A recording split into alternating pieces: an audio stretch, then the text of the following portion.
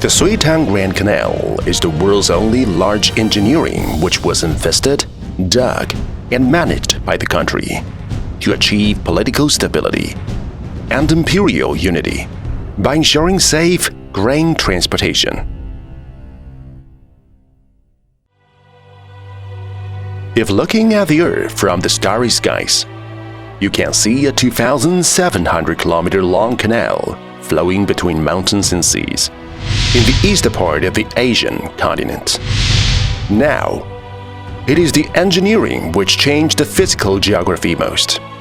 It connects river systems in the eastern part of Asia, namely Haihe River, the Yellow River, the Huaihe River, the Yangtze River, and the Qiantang River.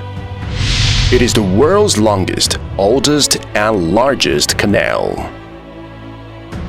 On June 22, 2014, the Suitang Grand Canal, as an important constituent part of China's Grand Canal, was successfully enlisted into the World Cultural Heritage List and became the 46th World Heritage Site in China.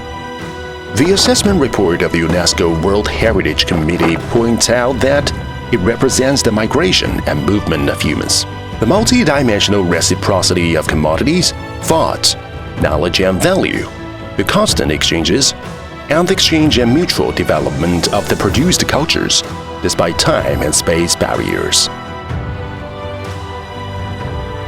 In 1971, a brick with an inscription Hanjia Granary unearthed from an ancient grain cellar in an archaeological site at the foot of Beimang Mountain in Luoyang shocked the archaeological circle. It not only confirms the definite position of Hanjia Granary, but also records the sources of grains in Hanjia Granary. According to records, Hanjia Granary was built in the first year of Daye period of Sui dynasty, when Emperor Yang of Sui built the east capital, Luoyang. Located in the eastern part of Luoyang, it supplied grains to officials and royal families in Luoyang. Hanjia Granary had more than 400 grain cellars. In the 8th year of the Tianbao period of the Tang dynasty, the major large granaries of the country stored 12,660,000 don of grains in total. 5,380,000 don of the grains was stored in Hanjia Granary, accounting for 1/2 of the grains. Later, the imposing Huiluo Granary site was excavated in a place about 3 kilometers northeast of Hanjia Granary. According to records, Huiluo Granary had a perimeter of 5 kilometers and consisted of 300 cellars. It was composed of more than 700 cellars, which were 10 meters in inner diameter, 17 meters in outer diameter, and about 10 meters in depth. Every cellar could store about 250,000 to 300,000 kilograms of grains. So the whole granary could store about 177,500,000 kilograms of grains.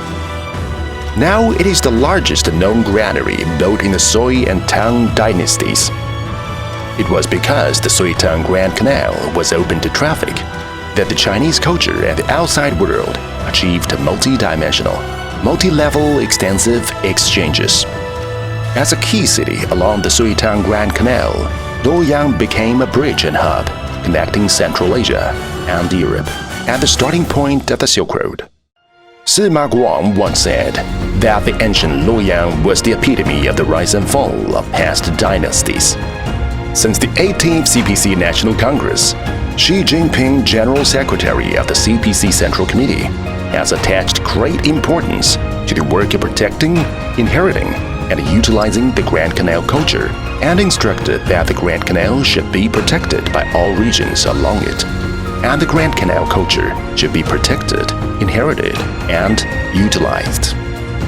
The General Office of the CPC Central Committee and the State Council General Office issued a master plan for protecting, inheriting, and utilizing the Grand Canal culture, and the plan on construction of national culture parks for the Great Wall, the Beijing-Hangzhou Grand Canal, and the Long March, which sounded the horn of building the Grand Canal culture belt.